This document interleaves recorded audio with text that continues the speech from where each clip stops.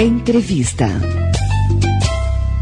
Saiba como se prevenir contra as doenças típicas das estações mais frias. Nos últimos dias, Andradas e outras cidades do país registraram temperaturas bastante baixas e com a intensificação do frio e a proximidade do inverno, começam a surgir diversos tipos de doenças respiratórias. Para falar sobre o assunto, iremos conversar com a farmacêutica Eliane Pasquinelli, ela que está ao vivo nos estúdios do Jornal da Cidade. Bom dia, Eliane. Bom dia, Sandro. Bom dia a todos. Seja bem-vinda novamente ao programa Jornal da Cidade. E é como nós conversávamos agora fora do ar, não é, Eliane? É um assunto bastante atual este.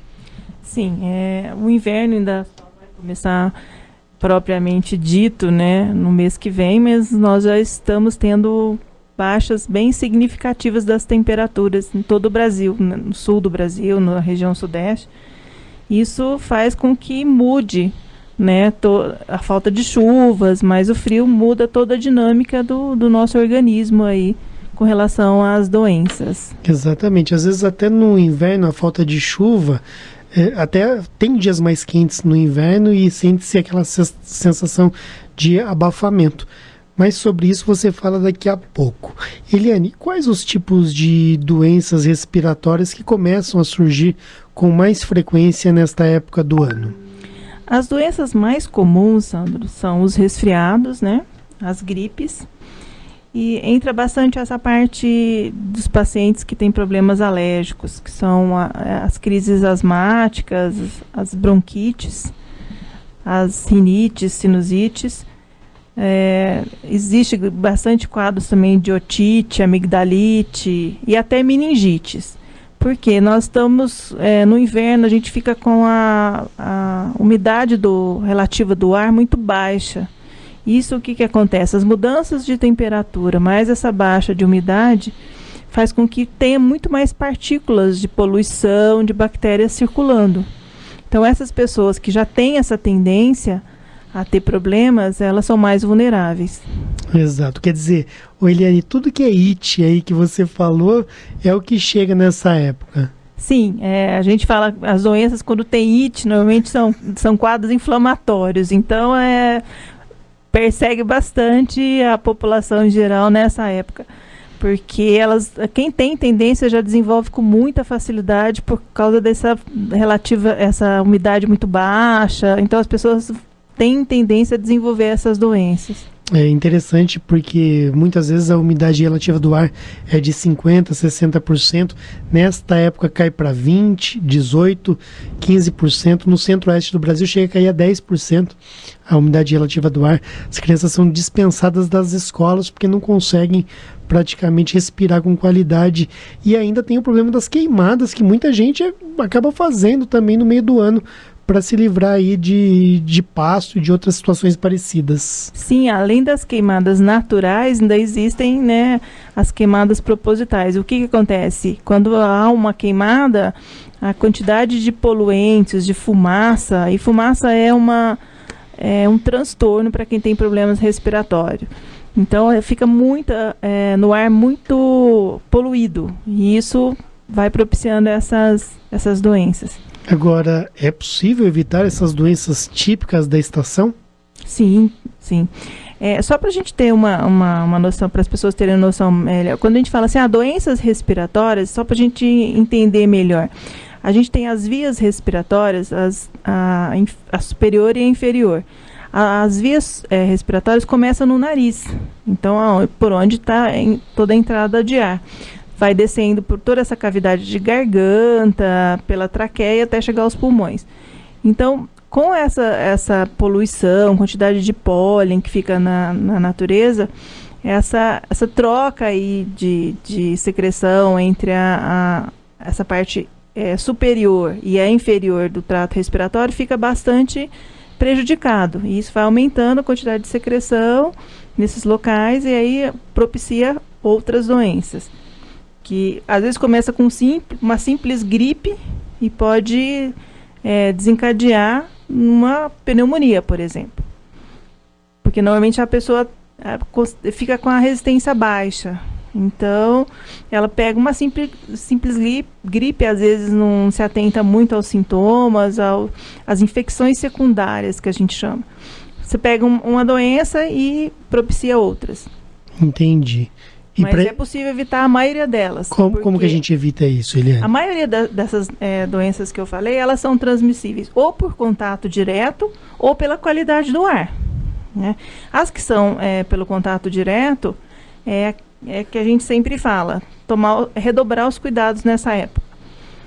A lavagem das mãos é extremamente importante, até a gente já falou aqui quando eu falei sobre a gripe, né, H1N1. Uhum. Então é de extrema importância, né? As pessoas não compartilharem coisas olha que pessoais. interessante, diminuir gripe lavando as mãos, uma coisa tão simples. A maioria das doenças são evitadas por uma simples lavagem da mão, porque o que acontece? Você está com a mão contaminada, que a gente já falou aqui, você coloca, eu estou super resfriada, ou estou super gripada, por exemplo, eu toco numa superfície, você vem e toca nessa superfície, se você colocar a mão na boca, no nariz ou no olho, se você tiver com uma resistência baixa, automaticamente você é contaminado.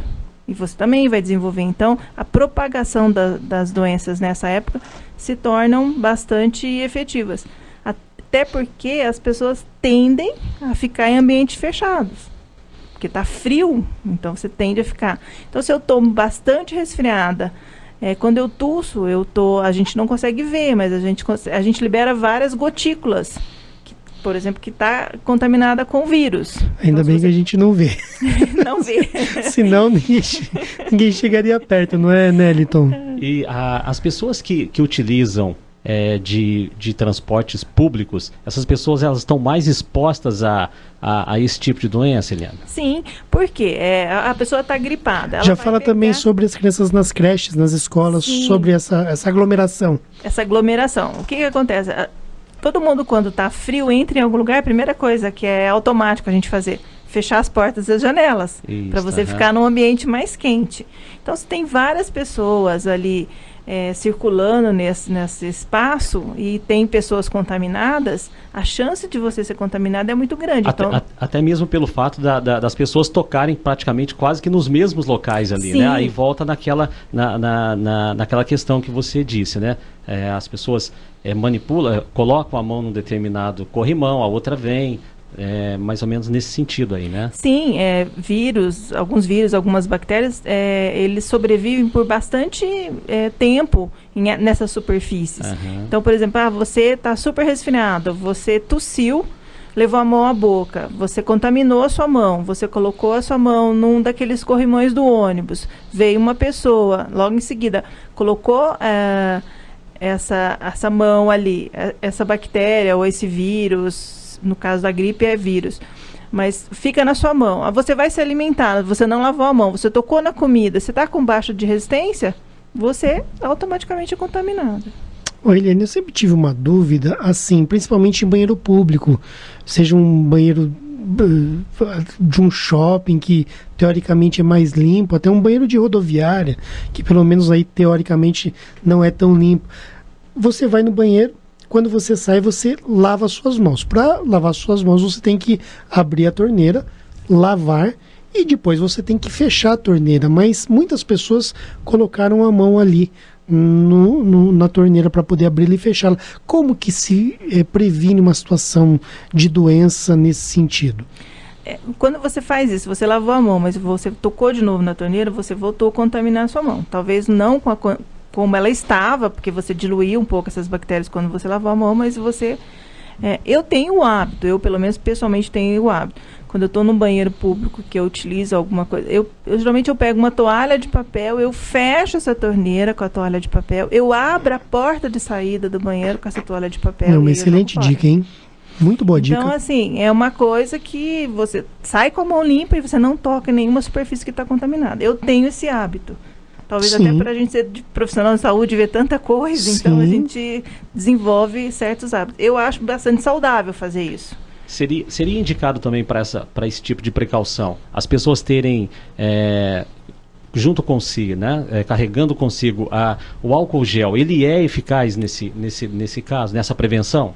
O álcool gel, ele é bactericida, ou seja, ele mata bactérias, tá? No caso dos vírus, ele não vai funcionar efetivamente, mas ele ajuda bastante. Pode ser um inibidor, né? Pode ser um inibidor, certo, tá? Se for alguma bactéria, você passou, eu não tenho tempo de estar correndo para lavar a mão e tal, carregou um frasquinho ou no carro ou na bolsa. Você entrou num lugar que tem bastante gente, você saiu, você passa um álcool gel, a maioria das bactérias que estão ali na sua mão vão morrer. Já com os vírus é um pouco diferente. O vírus, ele tem uma mutação, ele é mais complicado. O que mata vírus? Vírus é que a gente fala. Vírus é um... E sabonete? É só para deixar o bom cheiro? O sabonete é bactericida. E o álcool gel também? O álcool gel também. Eles são muito efetivos contra... bactérias. Tanto que nas clínicas até é obrigatório a gente ter todos os sabonetes que são utilizados pelos profissionais de saúde, normalmente ele tem essa conotação de ser bactericida, até para ajudar que não se propague tantas doenças. Então, para a bactéria, ele vai ser muito bom. Mas então é recomendável, mesmo que não seja tão eficiente para vírus, ter o álcool gel em casa para as bactérias. Sim. E para inibir, como o Neliton falou, os vírus. Até carregar no carro, por exemplo. Né? Você está... às vezes, se você vai num ambiente que tem muita gente... volta, o ideal é você fazer isso. Antes de você entrou no carro, passa um álcool gel nas mãos, você vai estar se prevenindo e eliminando muitas bactérias. Aqui no Brasil a gente não tem esse hábito, mas países asiáticos, principalmente, são utilizados as máscaras, né, para as pessoas que, quando eles vão em determinados locais que há uma aglomeração maior de pessoas, eles utilizam aquelas máscaras. Também pode ser um preventivo. Sim, as máscaras a gente vê bastante, por exemplo, no nosso país, em pessoas que estão recebendo tratamentos como quimioterapia, tratamentos assim, né, que baixa muito a imunidade. É recomendado para essas pessoas quando saírem em público, porque a máscara vai a máscara é um filtro físico que a gente fala. Então ela vai filtrar um pouco esse ar, tanto que você está expelindo como que você está absorvendo. Então, realmente, ela é de ajuda, sim. Nos países asiáticos, é uma explosão de população, né? Então, eles procuram qualquer meio para poder evitar as grandes doenças. Exato. Nós estamos conversando com a farmacêutica Eliane Pasquinelli. Ela está aqui falando sobre as doenças típicas das estações mais frias do ano. Estamos no outono, mas o inverno bate as portas, não é? Está chegando, daqui a pouquinho entraremos no inverno e é importante estar atento aí a essas dicas para desenvolver uma melhor saúde, inclusive evitar problemas, porque uma gripe mal curada se transforma em pneumonia e às vezes as coisas não terminam tão bem. Eliane, com relação ao tratamento, eu vejo pessoas, no passado eu fiz muito isso, que tomam um remédio o ano inteiro para gripe, sejam comprimidos, sejam as gotinhas, até xaropes, enfim. Qual que é a melhor forma de tratar a gripe? Olha, Sandro, eu sou farmacêutica e eu sou anti-remédio. Eu tomo remédio assim só em extrema necessidade, até porque a gente sabe como são as drogas, como elas agem no organismo, como são os efeitos colaterais dessas drogas. Eu vejo, por exemplo, em alguns casos é de extrema necessidade você usar um medicamento, mas eu vejo muito, por exemplo, tratamento de asma e de bronquite. A pessoa tem a crise, então realmente tem que ter uma medicação bastante assim, eficaz, porque a pessoa entra numa crise, a pessoa tem falta de ar, a pessoa tem muitos sintomas, então é de extrema importância. Mas a partir que passou a crise, eu sou totalmente assim, eu acho contraindicado você esticar um tratamento, principalmente, por exemplo, com corticoide. Corticoide ele é assim, uma faca de dois gumes. Ele conserta uma coisa, mas ele estraga muitas outras. No bom português, o que é corticoide? Corticoide, por exemplo, esses medicamentos que são usados pelos asmáticos, pela quem tem bronquite, as famosas bombinhas, né? Muitas delas têm corticoides. Então, o corticoide é um anti-inflamatório, extremamente potente. Então, o que a gente falou, né, as ites, todas essas doenças são doenças inflamatórias, então ele é extremamente efetivo, só que ele tem que ser usado a curto prazo, porque a longo prazo ele pode causar inúmeras doenças, né, problemas renais, ele pode causar catarata, ele pode, assim, você toma por um tempo, nossa, você toma um corticoide, você está com algum problema inflamatório, você toma um corticoide, é automático a melhora. Então, as pessoas acabam se viciando, é o que você falou. E a automedicação no nosso país ainda hoje é uma coisa muito grave. As pessoas tomam remédio para qualquer coisa.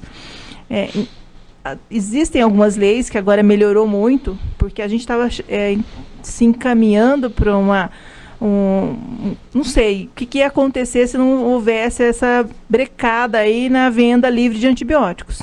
As superbactérias estão aí, os hospitais, principalmente os hospitais federais, municipais, as instituições públicas do país estão com bactérias de extrema resistência. Por quê? Pelo uso indiscriminado. Então, a pessoa tem um resfriado e toma antibiótico. Não tem indicação nenhuma, porque o resfriado, se você tomar algum remédio, ele vai durar 7 dias. Se você não tomar, ele vai durar 1 semana. É como se matasse uma formiga com uma bomba, né? Eu sempre falo, você dá um tiro de canhão numa formiga. Então, quando você precisar dar um tiro de canhão num elefante, você não tem. Já gastou a munição. Você já gastou. Entendi. E essas superbactérias é muito preocupante na área de saúde, porque pessoas vulneráveis que ficam internadas, muitas morrem, entram no hospital para tratar uma doença, para fazer uma cirurgia e acabam morrendo por causa das superbactérias, por causa do uso indiscriminado. Agora, falando mais propriamente dos idosos, nessa época do ano aumenta a mortalidade por conta dessas, em decorrência dessas doenças aí de inverno?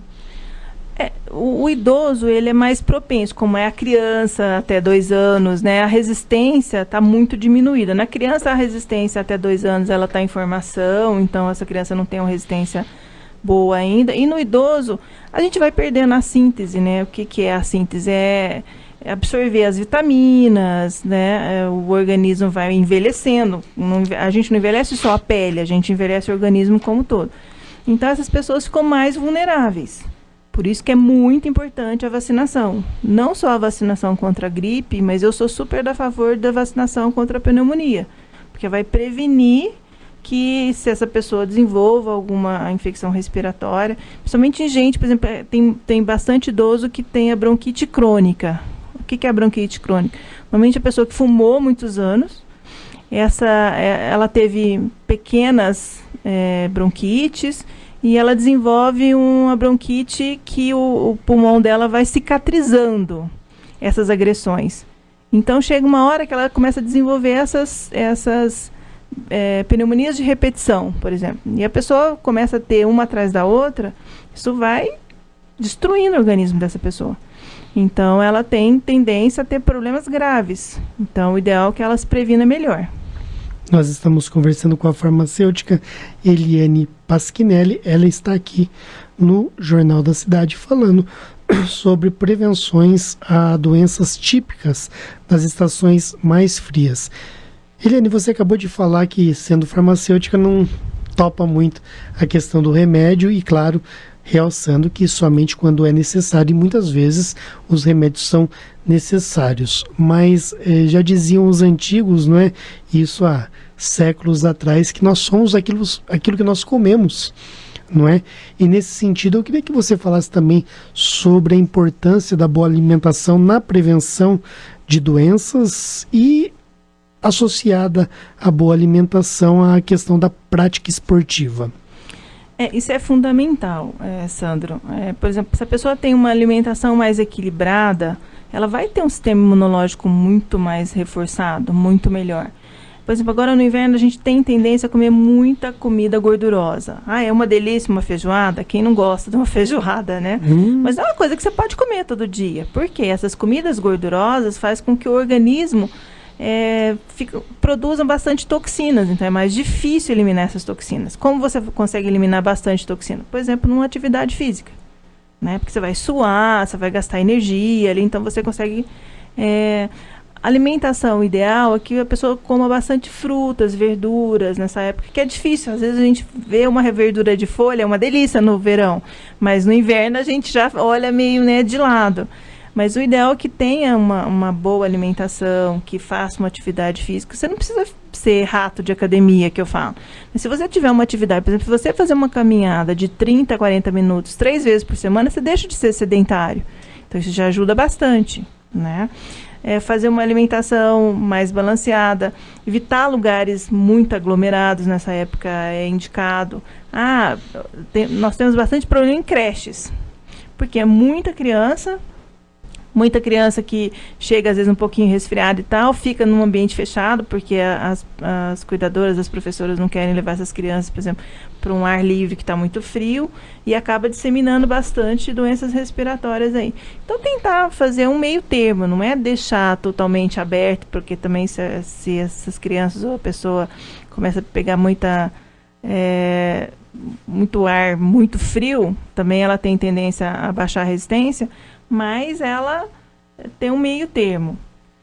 E com relação também àqueles remédios paliativos, né, que a gente, da época do vovô, da vovó, que são aqueles chazinhos, até que ponto é recomendado ou até que ponto é eficaz ou não esse tipo de tratamento? Só acrescentando que essa foi a pergunta feita pela Creuza, aqui da cidade de Andradas, perguntando sobre isso.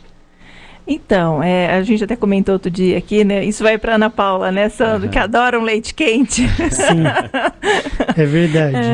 Essas substâncias quentes, um leite quente, um chá quente, ela vai trazer um conforto nessa área desse trato respiratório aqui superior. Então, por exemplo, está muito congestionado o seu nariz, você está com uma sinusite. O que é a sinusite? É uma inflamação dos seios nasais, a gente tem aqui do lado do nariz como se fossem uns buracos. Com o aumento da secreção, essa secreção ela se posiciona nesse lugar e é difícil você expelir ela. Então isso causa uma inflamação. A pessoa que tem sinusite, por exemplo, tem muita dor de cabeça, tem muito incômodo. Então quando você toma alguma coisa quente, você faz uma vasodilatação, que a gente fala em toda essa região. Você aumenta a quantidade de vasos de sangue que está circulando aí. Né, desobstrui. Então você tem um conforto, né? Então isso te ajuda bastante. Eu sou bem adepta, eu acho bem interessante. São substâncias te dá um alívio, mas não cura. Não cura. É um alívio ali imediato, né? Um alívio temporário. É um paliativo. É um paliativo, mas exato. É interessante. Por exemplo, eu sou bem adepta a mel e própolis nessa época. Principalmente para crianças e até mesmo para idosos. Só que criança até 2 anos de idade não pode consumir mel por causa de risco de botulismo. Essa dica é importante também. A partir dos 2 anos, a criança pode tomar. Eu sou muito adepta a própolis. Eu acho própolis ele é uma combinação de coisas fantásticas. E ele melhora muito essa resistência do trato respiratório. Então a pessoa tem tendência a ter uma bronquite, uma sinusite, uma rinite, alguma coisa nesse sentido. Tomar aí algumas gotas de tintura de própolis. Acha em farmácia? Acha em farmácia, acha em esses lojas que vendem produtos naturais, você encontra, mas tem que ser o extrato ou a tintura. Aquele própolis de você espirrar na garganta lá, é o que a gente está falando, é paliativo. Ele tem uma concentração muito baixa de própolis. Já uma tintura ou um extrato, ele tem uma concentração alta de própolis. É ruim um pouco de tomar? Não é uma coisa muito agradável, mas ele melhora muito essa parte respiratória. Então o própolis ele pode ser usado até como prevenção? Sim. E o própolis, aí entra a história do chazinho, porque o própolis ele é uma resina. Então se você tentar diluir ele, por exemplo, numa água fria, ele vai grudar tudo ali na xícara, você não vai tomar a quantidade certa. Mas se você toma num chazinho, por exemplo, você absorve ele super bem. Então, vai tomar umas de 5 a 10 gotas de própolis num chazinho ou numa colher de mel. De repente passar o ano, né? Passa o ano bebendo. Eu acho que tudo que é preventivo, você tem que começar antes. Porque aí vem bem a palavra, prevenir. Cria uma defesa, né? Cria uma defesa. Isso. E o própolis é fácil de encontrar no nosso país, né? Tanto própolis como mel, e são substâncias muito boas. Não é tão caro também, não é.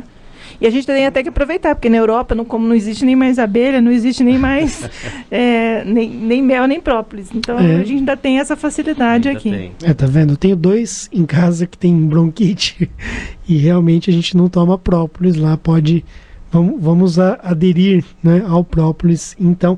E o ouvinte da Rádio Vinícola, ele vai aprendendo com essas informações viu, Eliane? E ele vai, com certeza, colocando em prática.